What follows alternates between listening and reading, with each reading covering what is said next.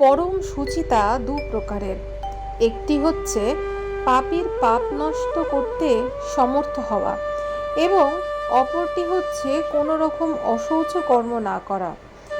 যার মধ্যে এই দুটি গুণের একটি রয়েছে তাকে বলা হয় পরম পবিত্র।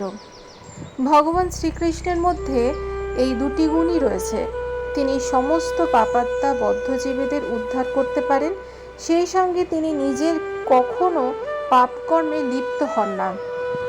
এই সম্পর্কে ধৃতরাষ্ট্রকে পরিবারের আসক্তি থেকে মুক্ত করার জন্য বিদুর বলছেন, হে ভ্রাত, ঋষিমুনিরা উত্তম শ্লোকের দ্বারা যার আরাধনা করেন, সমস্ত পাবকদের মধ্যে যিনি হচ্ছেন পরম পাবক, সেই পরমেশ্বর ভগবান শ্রীকৃষ্ণের চরণ কমলের প্রতি আপনার চিত্তকে একাগ্র করুন। নিঃসন্দেহে শিব, ব্রহ্মা এরা হচ্ছেন মহান দেবতা, কিন্তু ত্রাণকর্তা রূপে তাদের ক্ষমতা সম্পূর্ণভাবে নির্ভর করে ভগবান শ্রীকৃষ্ণের কৃপার ওপর।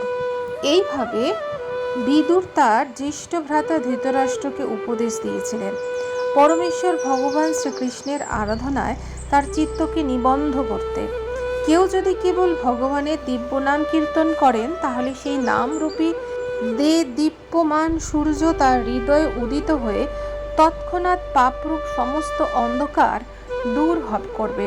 তাই বিদুর ধৃতরাষ্ট্রকে নিরন্তর শ্রীকৃষ্ণেরই চিন্তা করার কথা বলেছিলেন, যার ফলে পর্বত প্রমাণ পাপ অচিরেই ভস্ম হয়ে যেতে পারে। ভগবদ্গীতায় অর্জুনও ভগবান শ্রীকৃষ্ণকে পরম পবিত্র বলে সম্বোধন করেছিলেন। পরম ব্রহ্ম পরম ধাম পবিত্রম পরমম। শ্রীকৃষ্ণের পরিত্রাণকারিতার এরকম অনেক উদাহরণ রয়েছেন। ভালো থাকবেন, সুস্থ থাকবেন। পরবর্তী অধ্যায় আবার দেখা হবে। রাধে রাধে।